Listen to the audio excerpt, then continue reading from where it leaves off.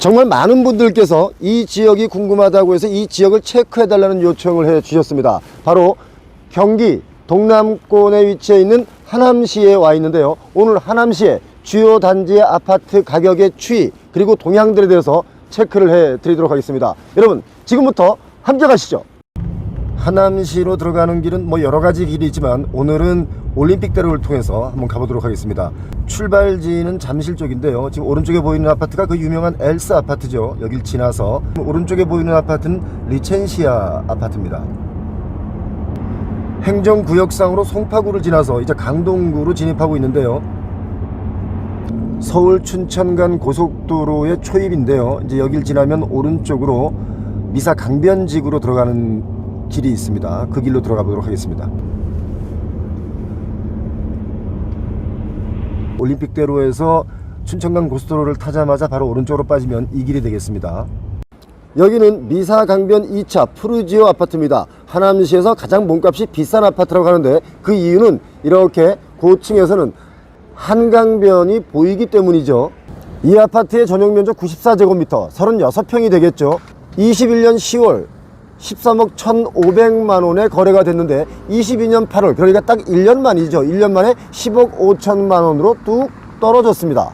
그런데요, 이 아파트의 2019년도의 가격은 7억 후반에서 8억 초반대였습니다. 2년 만에 2배가 뛰었다가 다시 지금 하락세에 접어들었죠. 과연 얼마까지 조정이 될지 궁금하기 그지없습니다. 또 하나의 특이한 점은 전용 면적 114제곱미터가 펜트하우스인데요. 펜트하우스가 2018년도에는 18억에 거래가 돼서 사람들을 깜짝 놀라게 했죠. 그 이유는 한강이 보인다는 이유였습니다. 보시다시피 이 아파트는 좋은 위치에 있습니다. 서울 춘천간 고속도로 바로 옆에 붙어 있고요. 그리고 고등학교도 바로 옆에 있기 때문에 입지는 너무너무 좋은 위치고 또 평지에 있어서 주거단지로서는 아주 좋은 위치에 있다고 볼 수 있습니다. 자리를 살짝 옆으로 옮겼는데요. 미사강변 2차 푸르지오에서 바로 오른쪽으로 오면 미사강변 리버뷰 자이 아파트가 있습니다. 555세대로 지은 지는 6년차 된 아파트인데요. 사실 넓은 땅에다가 지은 아파트는 아닙니다. 지금 이곳은 여기저기 공사하는 곳이 꽤 있고요. 정문 앞에 힐스테이트 아파트가 또 짓고 있습니다. 힐스테이트는 참 여기저기 수주를 많이 한 것 같습니다. 동네 다닐 때마다 힐스테이트 아파트 안 짓는 곳이 없습니다. 힐스테이트라고 하면은 이제 힐 언덕 위에 있어야 되는데 여긴 평지인데 아무튼 힐스테이트를 짓고 있습니다. 미사강변 리버뷰 자이 전용 면적 98제곱미터니까 38평이 되겠네요. 22년 5월에 최고가인 13억 9천만 원에 거래가 됐는데 딱 6개월 만에 최근에 9억 8천만 원에 거래가 됐습니다. 지난 5월에 사신 분의 입장에서 본다면 약 6개월 만에 4억 1천만 원을 더 주고 샀다, 이런 결론이 되겠습니다. 기준금리가 막 오르기 시작했지만 대출금리가 오른다는 것이 피부로 좀 덜 느꼈기 때문에 그냥 사신 게 아닌가 하는 생각이 들고요. 미사강변 이 지역은요, 지하철역이 멀어서 대중교통의 장점은 좀 없다고 봐야 됩니다. 그러나 한강을 끼고 있기 때문에 미사 한강공원을 바로 옆에 두고 있습니다. 여기 역시 살기에는 그다지 나쁜 위치는 아니라고 보여집니다. 대략 6개월 정도만 참았다가 만약에 매수를 했다고 해도 많은 돈을 아낄 수 있었지 않나 생각이 들고요. 앞으로도 계속 이 지역은 당분간은 하락을 할 것이다 라고 보여집니다. 왜냐하면 많이 뛰었습니다. 2배 가까이 뛰었기 때문에 지금은 좀 조정기에 완벽하게 접어들었다, 이렇게 보여집니다. 지금 보이시는 이 화면에 영상 속에서 이 화단이 이 아파트의 중앙에 있는데요, 이게 보이는 게 다입니다. 이번에는 미사강변 하우스D 더 레이크 아파트 앞에 와 있습니다. 지은 지 7년차 되었고요. 821세대인데 미사강변의 아파트 단지들의 공통점이 하나 있다면 바로 정문 옆에 이렇게 CU 같은 편의점들이 있습니다. 아이고 그래 CU? 이 아파트의 85제곱미터가 21년 10월에 11억 4천만 원 최고가를 경신했죠. 그리고 올해 22년 11월 엊그제 일입니다. 7억 7,900만 원에 거래가 됐습니다. 그러니까 3억 6,100만 원이 하락돼서 거래가 된 겁니다. 30%가 넘게 하락 거래가 이루어졌습니다. 많이 하락했죠. 3억 6,100만 원 하락되었기 때문에 아파트 가격이 급등하기 시작하던 2018년 1월의 가격을 보니까 6억 2천만 원의 거래가 됐습니다. 2018년 가격보다는 여전히 높은 가격에 위치해 있죠. 바로 옆에는 하남고등학교가 있고요. 미사 호수공원도 옆에 있습니다. 그리고 5호선 미사역도 600m 정도 떨어져 있습니다. 때문에 살기에는 더없이 좋은 아파트입니다. 그리고 강변에 바로 붙어 있지 않기 때문에 뭐 아파트 단지 내는 좀 온화하게 따뜻합니다. 자, 이번엔 하남시에서 가장 번화하다고 할 수 있는 미사역 주변으로 한번 가보겠습니다. 미사역 인근 번화가입니다. 미사역 이렇게 정말 많은 곳들의 상가들이 보시다시피 비어 있습니다. 대로변에서 한번 뒤로 들어오면 이면도로죠. 이면도로 뒤에는 상가들이 정말 많은 곳들이 다 비어 있습니다. 텅 비었다고 볼 수 있죠. 그러니까 불경기 이전부터 이렇게 이면도로 쪽은 장사가 안 됩니다. 회사 보유분 분양 임대, 사람들이 많이 찾는 주말임에도 불구하고 분양 사무실은 지금 불이 꺼져 있습니다. 이런 작은 상가들도 임대가 붙어 있죠. 이렇게 모퉁이 상가도 임대로 나와 있습니다. 여기는 1층, 2층이 다 비어 있죠. 이면도로 코너 자리임에도 불구하고 1, 2층이 텅 비어 있습니다. 금매로 나와 있고요, 임대로 나와 있습니다. 자, 그러면 반대편 쪽 한번 가보도록 하겠습니다. 여기는 미사역 사거리에 붙어 있는 920세대가 넘는 주상복합의 건물인데요. 지하 1층에 상가 분양을 했는데 이렇게 보시다시피 텅 비어 있습니다. 에스컬레이터마저 외롭게 혼자 움직이고 있죠. 아, 정말 여기 상가는 처참하기 그지없습니다. 다 이렇게 깜깜합니다. 다 공실입니다. 좌우측 다 공실인데요. 지금 지하 1층에 저희 스텝밖에 없습니다. 아, 어떻게 미사역에서 그야말로 1분 거리인데 이렇게 분양이 다 안 될 수 있습니까? 상가는 이 정도로 지금 좀 위험합니다. 경기 침체가 다가오고 있기 때문에 더욱더 심해지는 거죠. 사실 이렇게 어떤 건물이든지 비어있는 곳이 많습니다. 강남역에도 비어있는 곳이 수두룩하기 때문에 미사역이라고 해서 안전한 곳은 또 아니겠죠. 여기 계신 분과 인터뷰를 시도해 봤습니다. 시행사가 지금 속이겠어요? 네? 한번 여기 둘러보세요. 여기 지금 미치겠다니까. 나도 여기 앉아있기가 지금 안 나가요. 안 나가. 네? 뭐 분양가 비싸다고 안 나가지. 요즘은 뭐 다 알다시피 금리 비싸가지고 누구 사겠어요 이거? 나 앉아있기 민망하다니까 여기 지금. 하남시는 아무래도 이제 송파구나 강동구 쪽에 근무하시는 분들의 베드타운 역할을 많이 하는데 상가가 이렇게 많이 공실이 있는 것은 소비 수요가 그만큼 부족하다라고 보시는 게 맞는 것 같고요. 지금 여기 제가 서 있는 위치에서도 바로 걸어서 뭐 한 30발자국, 20발자국만 가면 바로 지하철역이거든요. 그런데도 불구하고 이렇게 상가가 텅 빈 것은 또 경기가 많이 위축이 되고 있기 때문에 특히 더 이렇게 상가는 분양을 받았다가도 임대가 나가지 않으면 분양 받으신 분들의 입장에서는 참 곤혹스럽기 그지없겠죠. 서울 동부권과 좀 가깝게 인접해 있지 않습니까? 그러니까 정말 베드타운으로서는 최상의 조건을 가지고 있다고 봐도 괜찮은 지역입니다. 하남시는 앞으로 또 발전할 가능성이 무한하기 때문에 하남시의 인구도 한 4년, 5년 전만 해도 25만 명인데 지금 32만이 넘었거든요. 그러니까 하남시는 앞으로도 계속해서 그 베드타운의 수요적인 측면에서 더 성장할 것이다. 이렇게 저는 보고 있기 때문에 지금 아파트 가격이 하락하고 있는데요. 아파트들이 더 많이 지어질 겁니다. 그렇기 때문에 뭐 가격이 급등할 것이다. 이렇게 예측하는 것보다는 살기 좋은 곳이다. 이렇게 예측하고 싶습니다.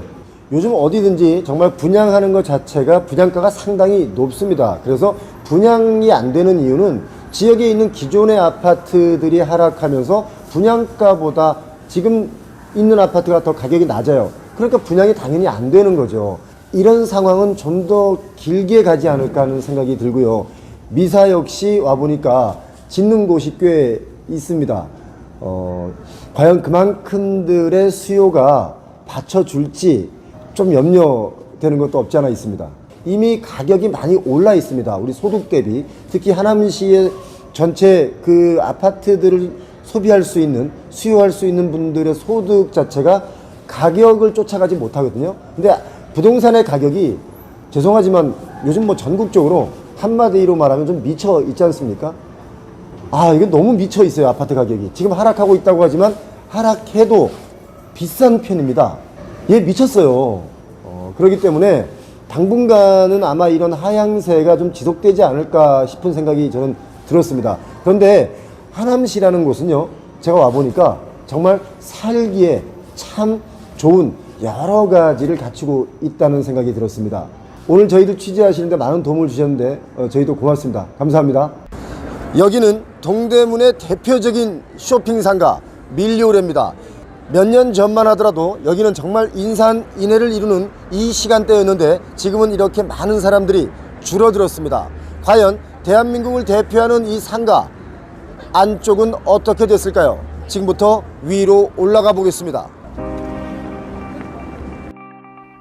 1997년 IMF가 터지고 그 이듬해인 1998년 동대문 앞의 쇼핑몰 밀리오레가 화려하게 탄생하였습니다. 밀리오레, 이탈리아어로 가장 좋은 이라는 뜻입니다.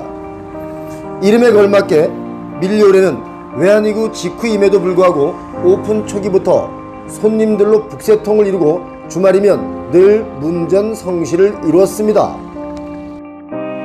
그런데 지금은 어떻게 바뀌었을까요? 그 내부를 들여다봤습니다. 이거 정말 텅 비었네요. 텅 비었어.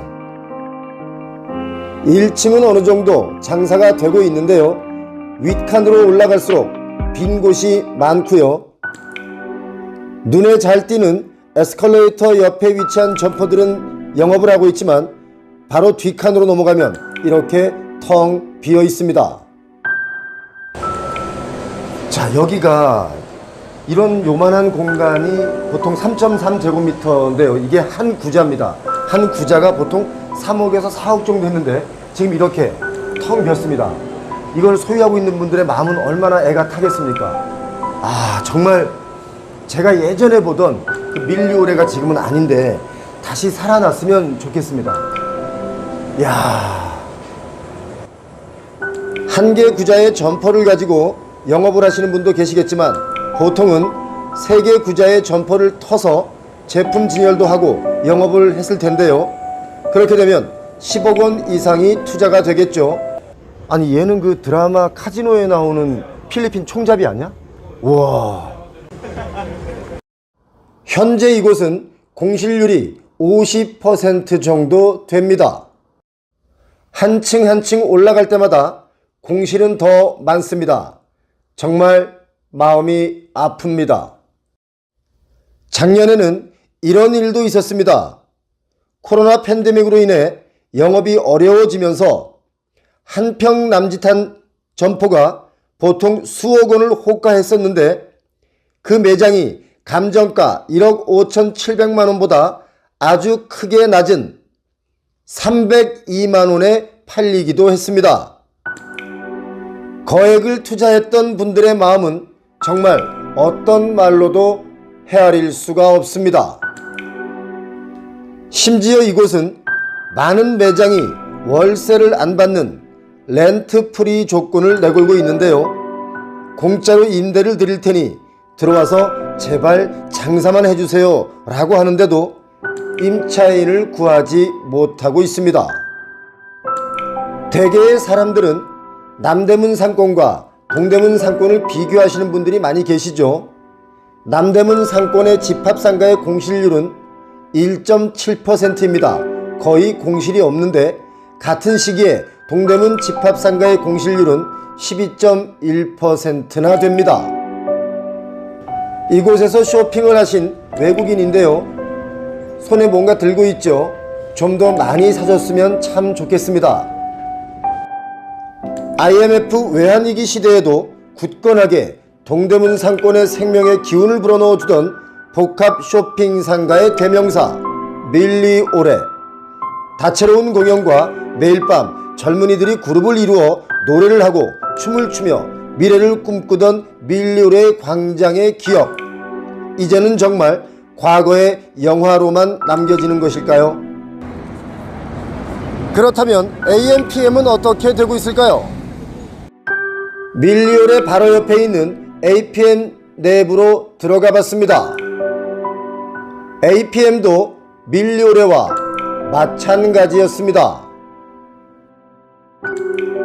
동대문의 복합 쇼핑 상가는 코로나 팬데믹이 끝났음에도 불구하고 아직까지 헤어나오지 못하고 있습니다. 왜 이렇게 되었을까요? 지금부터 조목조목 짚어보겠습니다. 밀리오레를 시작으로 두산타워, 굿모닝시티, APM 등 대형 복합 쇼핑 상가가 자리잡고 있던 패션 관광 특구 동대문 상권. 쇠락한 이유는요, 크게 세 가지입니다. 첫 번째, 홈쇼핑과 온라인 쇼핑의 출현입니다. 2000년을 전후해 패션의 메카로 전성기를 구가하던 동대문 상권은 홈쇼핑과 온라인 쇼핑이 자리를 잡으며 한 차례 위기를 겪었고, 두 번째, 중국인 관광객들의 급감입니다. 2010년 이후 중국에 한국 여행 바람이 불기 시작하며 중국인 단체 관광객 6호의 등장으로 반짝 특수를 누리기도 했지만 그 이후에 여러 가지 이유로 중국인 관광객은 급격하게 감소했습니다. 세 번째, 쇼핑몰 공급 과잉 또한 문제입니다. 소비 수요와 인구 감소를 제대로 예측하지 못하고 우후죽순으로 늘어난 복합 쇼핑몰의 공급 과잉도 문제라는 것입니다. 공급 과잉의 문제는 비단 동대문 상권만의 문제는 아닙니다. 지금 전국에 빈 상가들이 많이 늘어나고 있죠. 혁신도시라고 해서 새롭게 짓는 도시도 빈 상가 투성이고, 신도시라고 해서 새롭게 건설되고 있는 도시의 상가들도 빈 상가들 투성이죠. 이렇게 점점 공실은 더 늘어나고 있습니다. 상권 쇠락의 또 하나의 이유는 2020년 이후에는 휴대폰과 컴퓨터에 친숙한 주 소비층인 젊은이들이 모바일 쇼핑으로 소비 패턴이 크게 바뀌었기 때문입니다. 패션 유통의 메카 동대문 상권이 이렇게 쇠락한다면 지방의 상권은 불을 보듯 뻔하게 쇠락하고 있는 것이죠. 진짜 안 됩니다. 사람 없어요. 반도 안 와요, 반도 안 와. 굿모닝하고 여기 AP면은 가게 전부 비었어요. 반에 반도 안 돼요. 한 3분의 1?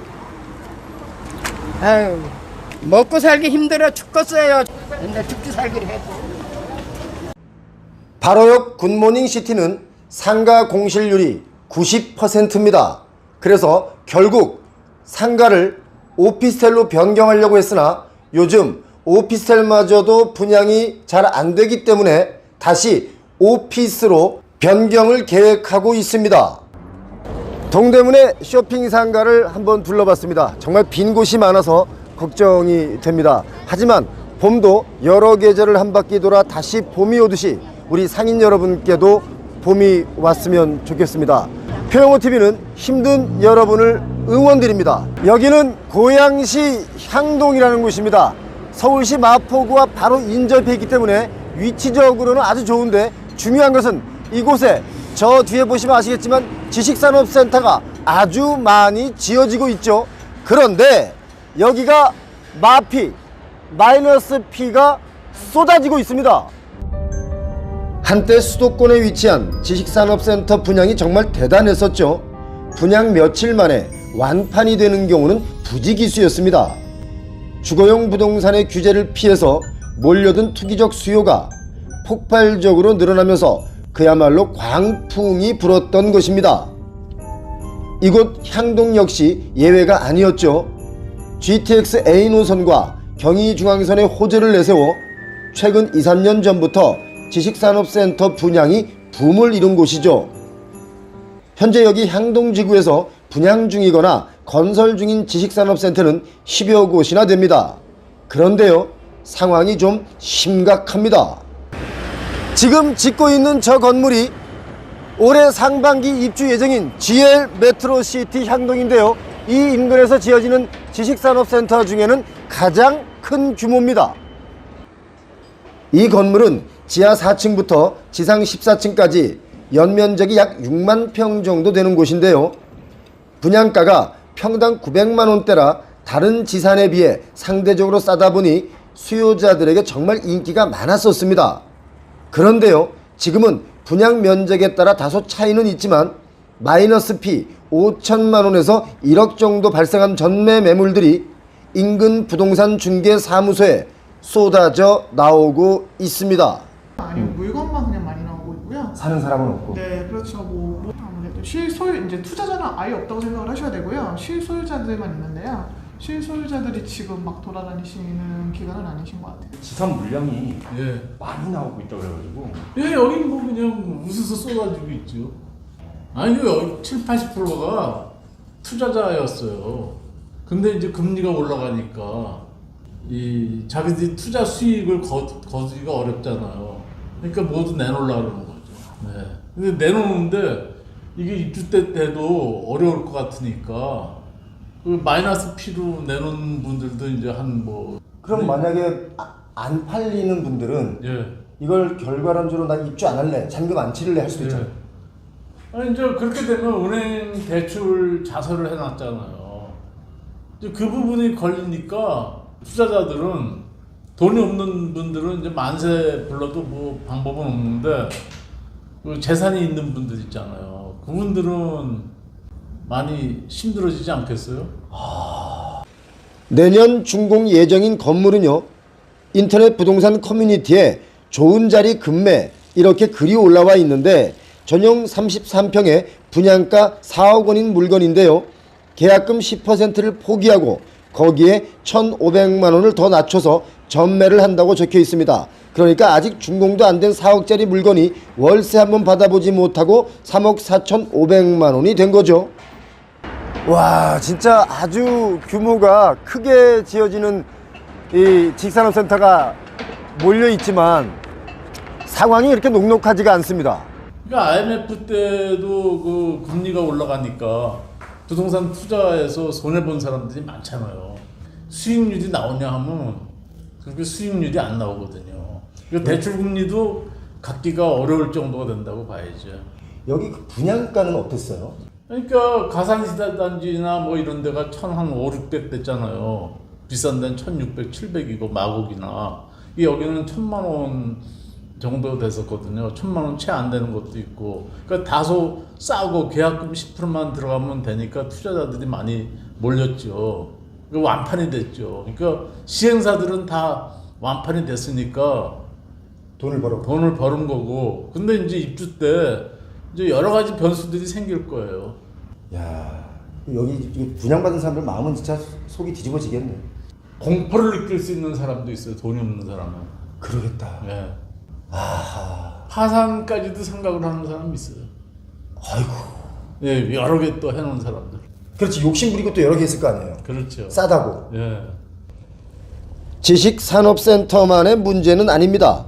바로 옆에 오피스 건물에도 먹구름이 잔뜩 끼었습니다. 저희가 한 블럭을 옮겨왔는데요, 여기 지금 입주를 시작한 오피스 빌딩이 있습니다. 아주 큰 오피스 빌딩인데 지금 입주를 시작했음에도 불구하고 텅 비었습니다. 가볼까요? 1층은 모두가 다 비었고요. 여기 전용 12평 오피스 매물이 2억 원에 나와 있는데요, 당초 이 물건의 분양 금액은 2억 5천만 원이었습니다. 그러니까 지금 5천만 원이 아래로 내려온 거죠. 가장 메인 도로라고 할 수 있는 이 도로의 1층 상가도 다 지금 비어 있습니다. 이 건물은 건물 사면의 1층이 모두 비었습니다. 지금 위에는 사무실인데요, 텅 비었습니다. 앞에서 말씀드린 것처럼 지식산업센터나 오피스 건물에 투자한 경우 부동산 규제를 피해 투자한 수요가 많기 때문에 금리에 민감할 수밖에 없죠. 자, 역시 길 건너 있는 저 오피스 빌딩도 텅 비었습니다. 금리가 오르다 보니 이자 부담을 감당하기가 쉽지 않을 것이고 경기 불안과 수요 대비 공급 과잉된 지식산업센터와 오피스텔의 문제가 결국 공실 문제를 크게 키우고 있습니다. 이건 좀 심각하다 사실. 이건 진짜 좀 심하다, 심해. 야, 저쪽 사거리 모퉁이에 있는 건물도 지금 사실 텅 비었습니다. 1층, 2층, 3층 그 위로도 계속 텅 비어 있는데요, 이런 걸 뭔가 계획을 잡을 때 이 계획을 잡고 하는 건지, 정말 건물만 지으면 분양이 완판된다, 이런 사고방식부터 바뀌어야 되겠다, 그런 생각의 문화부터 바뀌어야 되겠다, 이런 생각을 제가 요즘 많이 합니다. 한국산업단지 공단의 통계에 의하면 2023년 1월 말 현재 전국에서 이미 건축 중이거나 착공 예정인 지식산업센터가 271곳이나 된다고 합니다.